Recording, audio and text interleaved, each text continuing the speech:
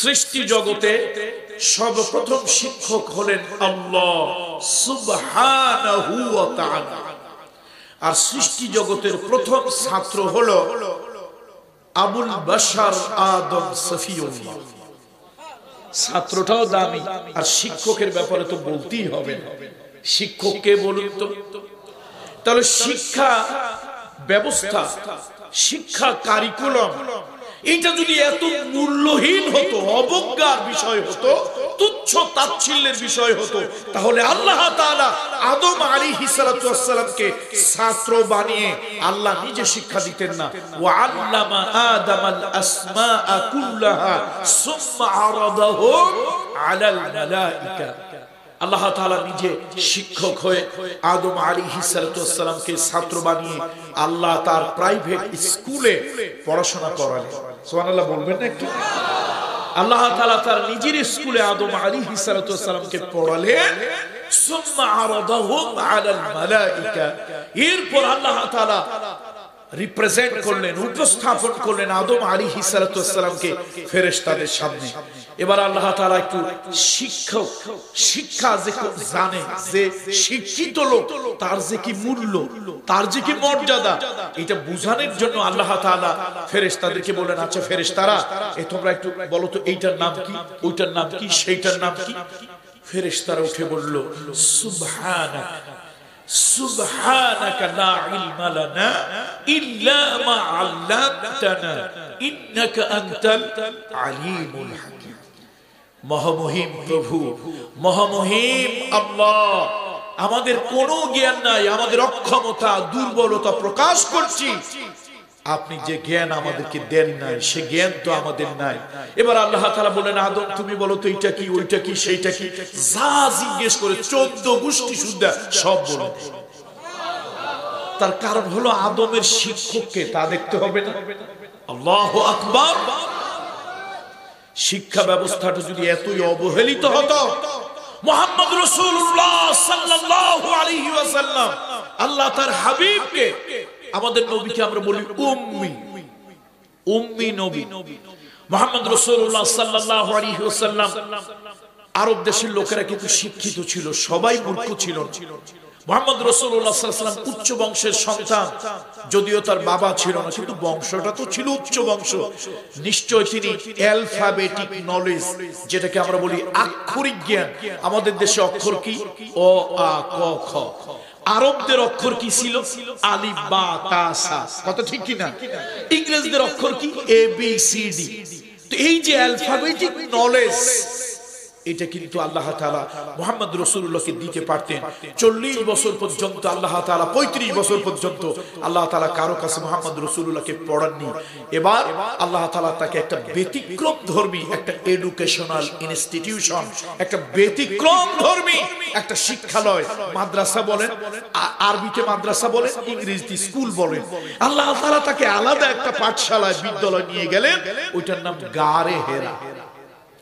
বলেন তো ওইটার নাম কি? এই গারে হেরা বিশ্ববিদ্যালয়, এই ইউনিভার্সিটি, এই শিক্ষালয়, আল্লাহ তাআলা তাকে ওখানে ভর্তি করিয়ে এবার আল্লাহ নিজে তার শিক্ষক হলেন। আর রুহুল আমিন জিবরাইল ফেরেশতাকে আল্লাহ ওই বিশ্ববিদ্যালয়, ওই পাঠশালায় দপ্তরি বানাইলেন। তারা মাদ্রাসা শিক্ষাকে সতীনের ছেলের মতোই অবজ্ঞা করেছেন। তো যার কারণে আমার এই মহিলা মাদ্রাসাটা কামিল হওয়া উচিত ছিল, কিন্তু হয়নি। আব্বা যেটা করেছেন, ছেলেদের মাদ্রাসাটা কামিল।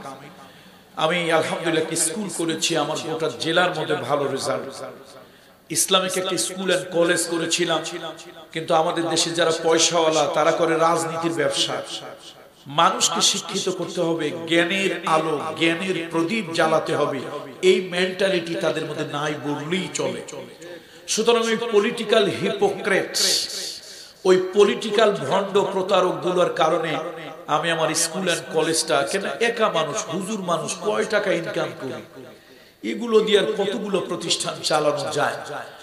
তো শিক্ষার দৈন দশা, শিক্ষার অত্যন্ত দুরবস্থা, এই সমাজটা ধ্বংস করছে পরিমণিরা, আর শিক্ষাকে ধ্বংস করছে নুরুল ইসলাম নাহিদ এবং দীপু মনিরা। শিক্ষার কিচ্ছু নাই, একদম কিচ্ছু নাই। শিক্ষাটা যে কত গুরুত্বপূর্ণ তার সবথেকে বড় প্রমাণ হলো কোরআনুল কারীম। সৃষ্টি জগতে সর্বপ্রথম শিক্ষক হলেন আল্লাহ সুবহানাহু ওয়া তাআলা, আর সৃষ্টি জগতের প্রথম ছাত্র হলো আবুল বাশার আদম সফিউল্লাহ। ছাত্রটাও দামি, আর শিক্ষকের ব্যাপারে তো বলতেই হবে। শিক্ষক কে বলুন তো? তাহলে শিক্ষা ব্যবস্থা, শিক্ষা কারিকুলাম, এটা যদি এত মূল্যহীন হতো, অবজ্ঞার বিষয় হতো, তুচ্ছ তাচ্ছিল্যের বিষয় হতো, তাহলে আল্লাহ তাআলা আদম আলাইহিস সালাতু ওয়াস সালামকে ছাত্র বানিয়ে আল্লাহ নিজে শিক্ষা দিতেন না? ওয়া আল্লামা আদামাল আসমাআ কুল্লাহা সুম্মা আরাদাহুম আলাল মালাইকা। আল্লাহ তাআলা নিজে শিক্ষক হয়ে আদম আলাইহিস সালাতু ওয়াস সালামকে ছাত্র বানিয়ে আল্লাহ তার প্রাইভেট স্কুলে পড়াশোনা করালেন। সুবহানাল্লাহ বলবেন না একটু? আল্লাহ তাআলা তার নিজের স্কুলে আদম আলাইহিস সালাতু ওয়াস সালামকে পড়ালেন। সুম্মা আরাদাহুম আলাল মালাইকা।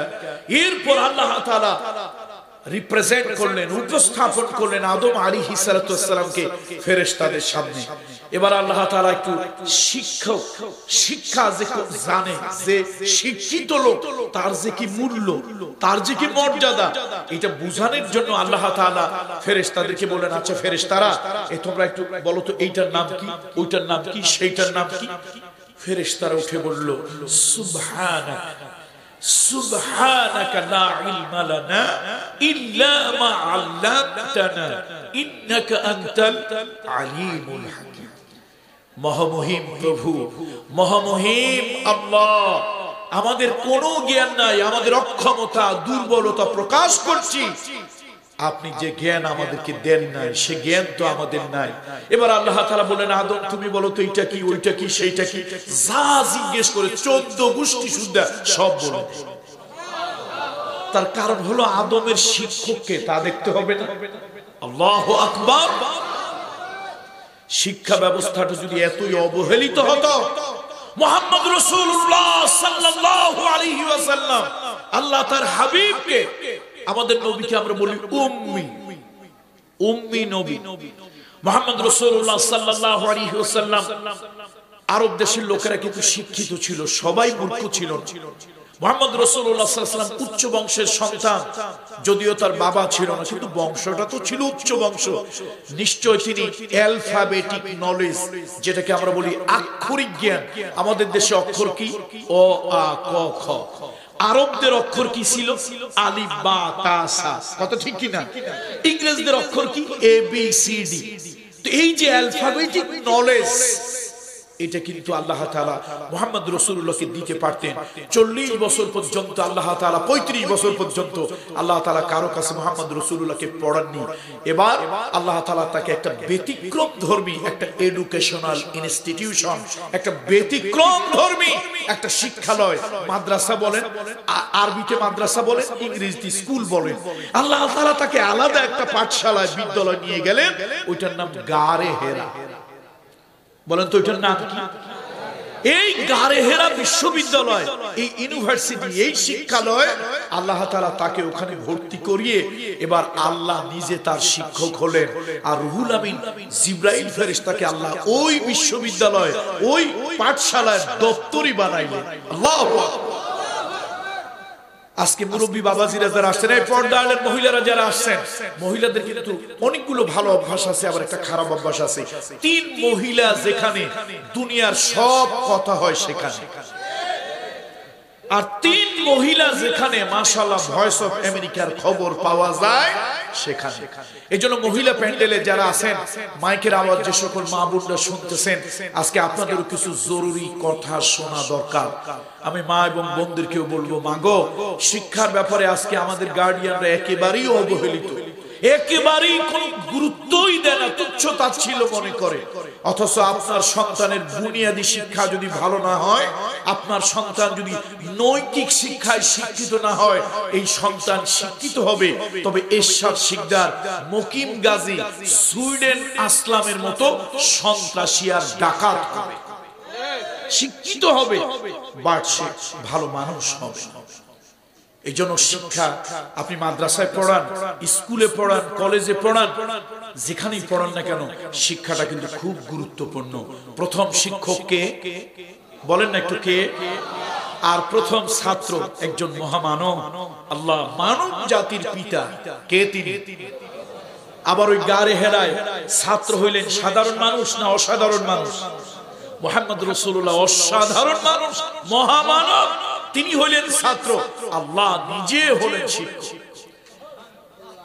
আমরা ছোটবেলায় যা কিছু নীতি নৈতিকতার শিক্ষা শিখছি, এই মুরব্বী বাবাজিরা, বড় ভাইরা যারা আছেন, একটু বলেন তো, ছোটবেলায় আপনাদের সময় যদি রাস্তা দিয়ে সাইকেল চালায় যাইতেন, যদি দেখতেন আপনার পণ্ডিত মশাই যায়, শিক্ষক যায়, তারপরে কি করতেন?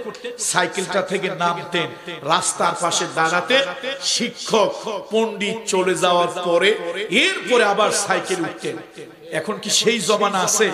ওরে বাবা, এখন সলিমুদ্দির পোলা কলিমুদ্দি কেমনি যেন একটা পালসার মোটরসাইকেল কেমনি কেমনি যেন জোগাড় করছে।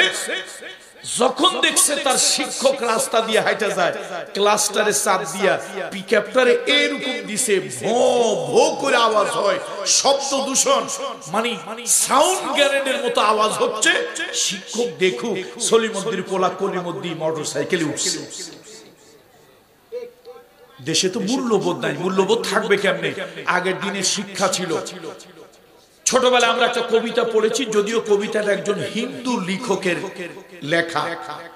সকালে উঠিয়া আমি মনে মনে বলি, সারাদিন আমি যেন ভালো হয়ে চলি, আদেশ করেন যাহা মোর গুরুজনে, আমি যেন সেই কাজ করি ভালো মনে।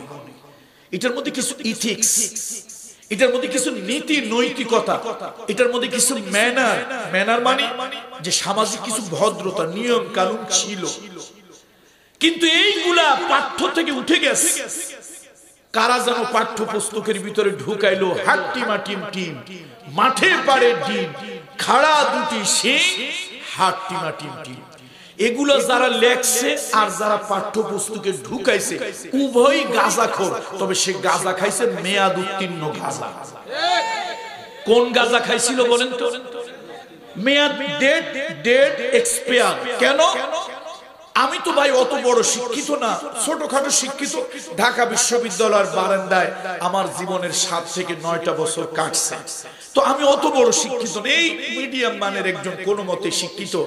আমার যতটুকু পড়াশোনা, পৃথিবীতে অ্যানিমাল সায়েন্স, অ্যানিমাল ডিকশনারি, যাদের ভালো অভিজ্ঞতা আছে, ডিম পাড়ে এরকম কোন প্রাণীর অস্তিত্ব পৃথিবীতে নাই যে প্রাণীর মাথায় শিং আছে।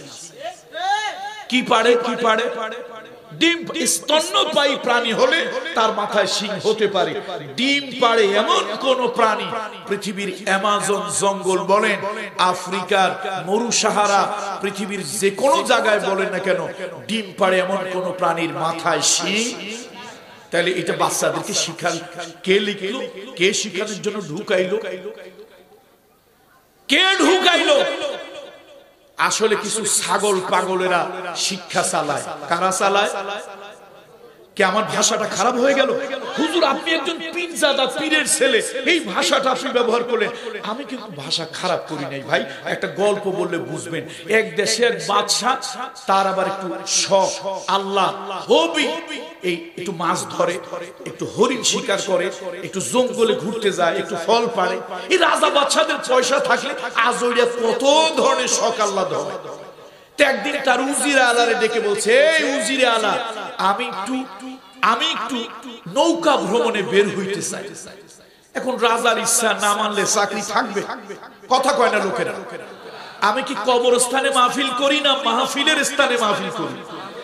এই যে পাশেই তো কবরস্থান, নাকি? মাশাআল্লাহ, চমৎকার সুন্দর কবরস্থান। তো কবরস্থানে মানুষ আছে, আওয়াজ নাই। আপনারাও যদি মানুষ আছেন, আওয়াজ না দেন, তাহলে তো মাহফিলের স্থান আর কবরস্থানের মধ্যে পার্থক্য থাকে না। একটু আওয়াজ দেওয়া দরকার আছে না নাই?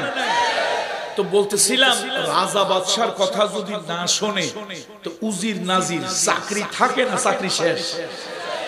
শেষে চিন্তা করলো যে না, বাদশার কথা তো মানতে হয়। এখন কবে বের হবে, কবে ঝড় হয়, কবে বৃষ্টি হয়, তার তো ঠিক নাই। তো জ্যোতিষী, জ্যোতির্বিজ্ঞানী, অ্যাস্ট্রোলজার, ওই যে মহাকাশ নিয়ে যারা জ্যোতির বিজ্ঞান নিয়ে কাজ কারবার করে, ওদেরকে গিয়ে কয় ভাই তোরা একটু গুনে বেছে বলতো আবহাওয়া আজকে কালকে পরশুদিন কেমন আবহাওয়া, আমাদের রাজামশাই একটু নদীতে নৌ বিহারে নৌ ভ্রমণে যাবে, আনন্দ ফুর্তি করবে পানিতে, একটু বল। তো তারা গুনে বেছে বলে দিছে না আজকে কালকে পরশু রবিবার সোমবার মঙ্গলবার আবহাওয়া চমৎকার। তো বিশাল নৌকা রেডি হয়েছে, বাচ্চা তোরা আগে যায় না, চাকর নকর তারপরে পাইক পেয়াদা কত কিছু নিয়ে রওনা হয়েছে। তো বিশাল বড় নদী, ওই পদ্মা নদী যমুনা নদীর মতো মেঘনা নদীর মতো অনেক বড় নদী, সেই নদীর পারে গেছে। এখন একজন রাখাল জিজ্ঞেস করে স্যার মহারাজ আপনি যাবেন কই? কয়ে আমি যে একটু নদীতে নৌকা নিয়ে একটু আনন্দ ফুর্তি করব, একটু ভ্রমণ করব, জল খেলি, একটু ফুর্তি করব। হুজুর যাইয়েন, হুজুর যাইয়েন। কেন? কইছে ঝড় বৃষ্টি হবে। বাদশা কয় তুই পড়াশোনা কতদূর করছিস? কয় না করি নাই। বাদশা কিছু কয় না, তার কারণ আমি যাদেরকে বেতন দেই, বাদশা চিন্তা করে আমি যাদেরকে বেতন দেই এতগুলো টাকা, তারা কত পড়াশোনা করা জ্যোতিষী জ্যোতির্বিজ্ঞানী, ও বেটা পড়ে নাই, ও কয় বৃষ্টি হবে, আর ওরা বলছে বৃষ্টি নাই। তো গেছে, নৌকায় উঠছে, সারাদিন ঘুরছে, আনন্দ ফুর্তি করছে। বিকাল বেলা দেখে আকাশে মেঘের ঘনা ঘটা, সন্ধ্যার পরে শুরু হলো গুড়ি গুড়ি বৃষ্টি, রাতের বেলা মুষলধারে বৃষ্টি। বাদশা তার চাকর চাকরানি নকর সব নিয়ে ভিজলো, কাউয়া ভেজা হয়ে গেল। বাদশার মেজাজ ঠান্ডা না গরম? বৃষ্টিতে ভিজা মেজাজ ঠান্ডা না গরম? গরম মেজাজে আসছে, কারো কিছু কয় না। রাজ সিংহাসনে রাজবাড়ি গেছে, সকাল বেলায় রাজ সিংহাসনে বসে কয় এই উজিরে আলা প্রধানমন্ত্রী, তোর ওই জ্যোতিষী জ্যোতির্বিজ্ঞানীদেরকে ডাক। উজিরে আলা চিন্তা করছে আল্লাহ আজকে যে কত মানুষের চাকরি যায় তার তো ঠিক নাই। তো পরে ওরা আনছে, এই বেটা তোদেরকে এতগুলো টাকা বেতন দিই, তোরা কি বললি? কয় স্যার আমরা তো 20 বছর 25 বছর 50 বছরের এই প্রত্যেক দিনের হিসাব করে একটা গড় হিসাবে বলি। আসলে স্যার গাইবের খবর আল্লাহ জানে। গাইবের খবর কে জানে? তো আমি তো গড়ের মধ্যে বলছি 2 দিন তো ভালো ছিল, তৃতীয় দিন না একটু ঝামেলা হইল। কয় যাই হোক তোদের কথা ঠিক না, ওই বেটা রাখালের কথা ঠিক। এই গোয়েন্দারা যাও রাখালের নিয়ে এসো। এখন গোয়েন্দাদেরকে দেখে তো রাখাল ভয়তে অস্থির। কয় ভাই আমার কি করবে? কয় কি যে করবে তা জানি না, তুই বেটা চল। ওরে ধরে নিয়ে এসছে চ্যাংদোলা করে। বাদশা কয় শোন, এই মানুষগুলোর আমি এতগুলো টাকা বেতন দিয়ে চাকরি দিছি, ওরা তো আমার আবহাওয়ার কথা ভালো বলতে পারে না। তুই বললি বৃষ্টি হবে, তোর কথাই ঠিক হয়েছে, তোরা চাকরি দিলাম। কয় স্যার দোহাই এই কাজটা করবেন না স্যার, আমার ছোটবেলা বাপ মারা গেছিল, আমার মায় কান্দে, আমি বাঁচবো কেমনি? শেষে গ্রামের একটা লোক দয়া করে কইছে তুই কান্দিস না, তোরে আমি একটা চাকরি দেব। আমার গরু ছাগল ভেড়া দুম্বা বকরি আছে, এগুলো তুই নদীর ঘাটে চড়াবি, তোর যা লাগে খাওয়া দাওয়া সংসারের খরচ আমি দেব। স্যার ওই যে আমি ছাগল চড়ানোর চাকরি শুরু করছি, এই 30 বছর 35 বছর এই ছাগল চড়াইতে চড়াইতে জীবনটা গেছে, আমি তো বকলম বোথা কিচ্ছু পড়াশোনা জানি না। বাদশা কয় না তোরই চাকরি দেব, তোর কথা সঠিক হচ্ছে, পড়াশোনা দিয়ে আমি কি করব? ওরা পড়াশোনা করে ওদের কথা সঠিক হয় নাই, সঠিক তোর কথা হয়েছে। কয় স্যার এই কথা তো আমি কই নাই, কইছে আমার ছাগল। কে কইছে? বাদশা কয় আজীব ব্যাপার, তোর ছাগল এই কথা কেমনে কইলো?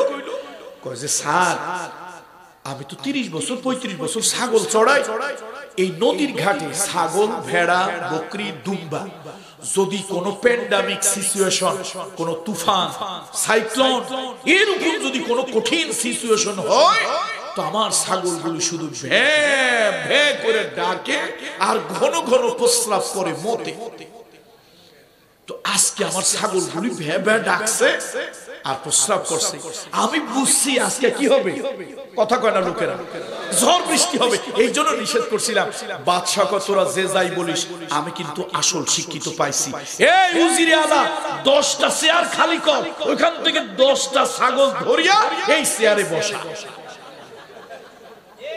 কয়টা ছাগল চেয়ারে বসা? ওই যে বাদশার আমলে কিছু অযোগ্য অথর্ব ছাগল চেয়ারে উঠছে, এটা সব সরকারের আমলে। এই এখনকার যে সরকার গেছে, এখনকার যে সরকার আছে, পূর্বে যারা ছিল সব সরকারের আমলে এই 10টা 5টা ছাগল রাষ্ট্রের বিভিন্ন গুরুত্বপূর্ণ পদে থাকে। না হয় তাহলে ছোট্ট কোমলমতি বাচ্চাদেরকে শিক্ষা দেওয়া দরকার ছিল। সকালে উঠিয়া আমি মনে মনে বলি সারা দিন আমি যেন ভালো হয়েছি, এটা দেওয়া দরকার ছিল। ওটা বাদ দিয়ে কি দিছে? হাট্টি মাটি ডিম, মাঠে পাড়ে ডিম, খাড়া দুটি শিম। ভাইরা, শিক্ষা ব্যবস্থাটা যে কোথায় যাইতেছে এই গরু ছাগলদের কারণে। আল্লাহ আল্লাহ, শিক্ষার করুণ অবস্থা। এই জন্য বাবাজিরা আজকে যারা আসছেন এই কথাগুলো বলতাম না, একটা মাদ্রাসা, এই জন্য বলতেছি শিক্ষা দরকার, শিক্ষা দরকার। শুধু শিক্ষা না, মূল্যবোধওয়ালা শিক্ষা দরকার। আরে আপনার সন্তান মাস্টার হোক, ডাক্তার হোক, ইঞ্জিনিয়ার হোক, আমার মতো পীর সাহেব পীরজাদা হতে আমি বলি না। কেন? দেশের 18 কোটি জনগণ সবাই যদি পীর সাহেব, মাওলানা সাহেব, হুজুর হয়, তাহলে এই দেশে রাস্তাঘাট, কালভার্ট, পোল ইত্যাদি করার জন্য ইঞ্জিনিয়ার লাগবে। ইঞ্জিনিয়ার পাবো কোথায়? সবাই যদি হুজুর, মোল্লা, মৌলবী, মুন্সি হয়, তো ফরজ হজ পালন করার জন্য প্লেনে উঠে সৌদি আরব, মক্কা, মদিনা শরীফে যাব, তো আমি পাইলট পাবো কোথায়? সবাই যদি হুজুর হয়, আলেম হয়, শিক্ষক হয়, তো ভাই মনের যেরকম রোগ আছে দেহেরও তো রোগ আছে। আল্লাহর হাবিব হাবিবে কিবরিয়া নবীজির দেহের রোগ হইছে, রাসূলুল্লাহ চিকিৎসা করেছেন। এই জন্য চিকিৎসা করা, ঔষধ সেবন করা সুন্নাত। রোগ হইলে, অসুস্থ হইলে চিকিৎসা করানো সুন্নাত। সবাই যদি আমার মতো পিসা, বক্তা, হুজুর, ইমাম, আলেম হয়, তো এই যে 18 কোটি জনগণ অসুস্থ হইলে একটু চিকিৎসা দরকার, তো চিকিৎসক পাবো কোথায়? তাহলে ভাই আমি কিন্তু চিকিৎসক হইতে বলি, ইঞ্জিনিয়ার হবে। তবে আল্লাহর কোরআনের প্রথম একটা আয়াত, ইকরা বিইসমি রাব্বিকাল্লাযী খালাক, পড়ো তোমার প্রভুর নামে, পড়ো তোমার প্রভুর নামে। ইঞ্জিনিয়ার হবে, প্রভুর নামে পড়বে। এই ইঞ্জিনিয়ার যত বড় ইঞ্জিনিয়ার হোক, দেশের কথা, দশের কথা, আখিরাতের কথা মনে থাকবে। সে 3 টাকার প্রজেক্ট 33 টাকা বানাবে না। চরিত্র যদি খারাপ হয়, 3 টাকার প্রজেক্ট ইঞ্জিনিয়ার 33 টাকা প্রজেক্ট বাস্তবায়ন করার জন্য প্রস্তাব দেয়। এরপরও চরিত্র খারাপ, যখন প্রজেক্ট কমপ্লিট করতেছে তখন জাতিকে রডের পরিবর্তে 2টা বাঁশ ঢুকায়। তার কারণ যত টাকারই করো, কত চরিত্র খারাপ। ডাক্তার দরকার। আমার 25 বছরের 23 বছরের হজের সফরের অভিজ্ঞতা। আমি অনেক ডাক্তার হজ করিয়েছি, হাত দিয়ে ধরি। আল্লাহ, কি আল্লাহওয়ালা ডাক্তার। কয় যে হুজুর ঔষধটা যখন লেখি, বড় ডাক্তার, এমবিবিএস, এফসিপিএস, এফআরসিএস, কয় হুজুর ঔষধটা যখন লেখি, তো লেখার সময় মনে মনে পড়ি, আল্লাহ আমি তো ডাক্তার, রোগ না মালিক, আমার লেখা ঔষধ তোমার বান্দার হল কমে যখন যাবে, ঔষধকে তুমি বলে দিও তোমার বান্দার রোগ যেন ভালো করে দেয়। ডাক্তার আমার নিজের হাত ধরে হজ করিয়েছে। কয় যে হুজুর অপারেশন থিয়েটারে যখন এই ছুরি, ব্লেড, কেসি চালাই, বলি মালিক জীবন তো তোমার হাতে, হায়াত তো তোমার হাতে, সুস্থ করনেওয়ালা তো তুমি মালিক। আমি চেষ্টা করতেছি, আমি এই ছুরি, এই কেসি, এই ব্লেড চালাবো, কিন্তু এই ওসিলায় এই বান্দারে তুমি ভালো করে দিও। ডাক্তারের মধ্যে মালিকের ভয় আছে। আর কিছু ডাক্তার আছে, এই আপনার একটা লোম ফোড়া হয়েছে, ও তো ডাক্তার না, আজ তো কষায়, লোম ফোড়া হয়েছে, এইটারে কেমনে এদিক সেদিক করিয়া আপনার একটা ভেলকিবাজি, ধোকাবাজি দিয়া কয় যে তোমার মনে হয় হইছে ক্যান্সার। যদি হয় ক্যান্সার, লাইফের নাই অ্যানসার, তাড়াতাড়ি বাড়ি যাও, যা যা মনে লয় তাই তাই খাও, আর কবরের জন্য রেডি হও। তো রুগীরে যদি এরকম কথা কয়, রুগী তো মরার আগে অর্ধেক মরে যায়। আমার রাসূলুল্লাহ কি সুন্নাত দেখেন তো, রহমতের নবীর সুন্নাত কি। আল্লাহ নবী যত বড় কঠিন রোগীর কাছে যাইতেন, রাসূলুল্লাহ তার একটা সুন্নাত, আল্লাহর হাবিব রহমতের নবীর আদত হলো এই রোগীর মাথায় কপালে একটু হাত বুলাইতেন। যত কঠিন রোগী হোক, নবীজি তাকে সাহস দিতেন, তার ইমিউনিটি, রোগ প্রতিরোধক ক্ষমতা বেড়ে যেত। লোক যদি কারিবুল মাউত, মৃত্যুর কাছে গেলেও রহমতের নবীর কথা শুনে লোক অর্ধেক ভালো হয়েছে। এটা নবীজির সুন্নাত। যত কঠিন রোগ হোক, রোগী হোক, মাথায় হাত দেবে, কপালে হাত দেবে, একটু দোয়া করবে, তাকে সাহস দেবে। আর ডাক্তার নিজেই যদি কয় তোমার মনে হয় হইছে ক্যান্সার, লাইফের নাই অ্যানসার, তাড়াতাড়ি বাড়ি যাও, যা মনে লয় তাই খাও। লোক তো বাড়িতে এসে গরু ছাগল মুরগি হাঁস যা আছে বিক্রি করছে, সোনা দানা বিক্রি করছে, সুদে টাকা নিছে নিয়ে ওই ডাকাইতের হাতে 3.5 লাখ টাকা দিছে। ডাকাইত অপারেশন থিয়েটারে এদিক সেদিক করিয়া পুরো টাকাটা হারাম করে পেটের মধ্যে ঢুকায় দিছে। তাহলে বলতেছিলাম শিক্ষা শুধু শিখাইলেই হবে না, মূল্যবোধওয়ালা শিক্ষা দিতে হবে জাতিকে। আসুন আমরা সে মূল্য